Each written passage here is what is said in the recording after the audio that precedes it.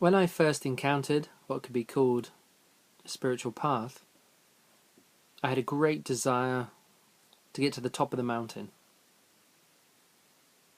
to meet the infinite beloved, to expand my consciousness and energy, to bliss out, to get high on life, to become the living vibration of heaven on earth. So like a little warrior, I was very young at the time, I would meditate with great vigour and will and determination to penetrate through all of the distraction, all of the noise of my mind, to cut through the emotional body and to focus singularly on the pure light of being.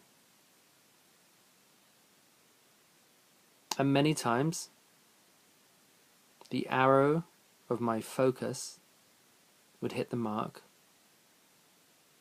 and I would experience what is written about in the Gospel: when the eye is single, the body is full of light. This experience has been, indeed, very beautiful, nourishing, healing, bringing a great sense of homecoming.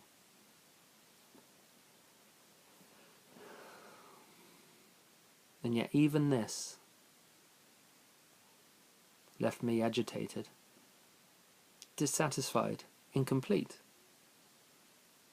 Something was being missed. Much later, I've come across this term, which many of you may know, called spiritual bypassing. We head for the infinite light, for the love, for the joy, for the ecstasy, and we bypass the emotional body, the humanity, the pain body, the agonies of the daily struggle of existence. It's like we skip out of our human existence and enter into that divine space.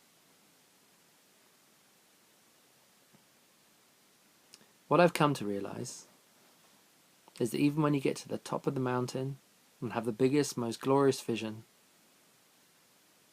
the next thing you're called to, is to get to the bottom of the valley again. When you're in the bottom of the valley, you wish to go to the top of the mountain. The adventurer always wants to come home. The homely one always wants to go on an adventure.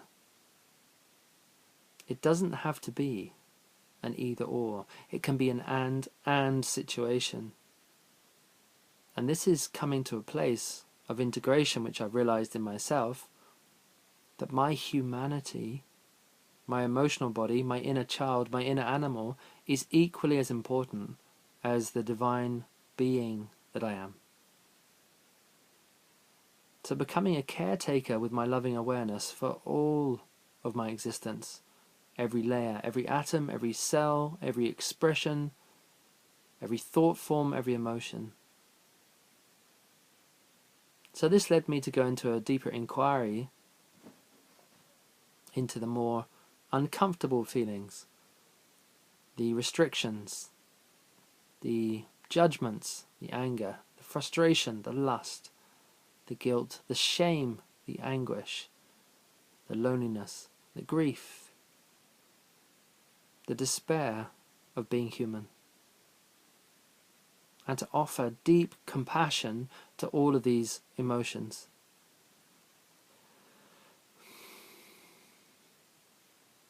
What is occurring inside of me, in this loving embrace of all that is, this state of non-resistance, is that everything has its place. And although I may not be feeling high or ecstatic or blissed out every day, I feel very real in every moment. So I've taken away the goal of arriving in enlightenment or in darkenment, and have become a warm embrace of all of it, all of life, as it is, in each and every moment. So just with curiosity, with a quiet humbleness, accepting what is presenting, and being curious enough to live with it. So not being too quick to heal it, or to understand it, or to fix or change, or move to the next vision, not skipping over here to get to there, to get to there, to get to there, but really being curious about here. Why is here like this? What is this mirror of existence reflecting back to me? Why has this moment been created for me to live? For surely, the greatest gift of spirituality is life. Not the idea of life, not the possibility of life, but actually living our life. And this requires us to be here. So the greatest spiritual, human, animal, everything quality we can have is courage. The courage to be with existence, whether we know it or don't know it, whether it's familiar or unfamiliar.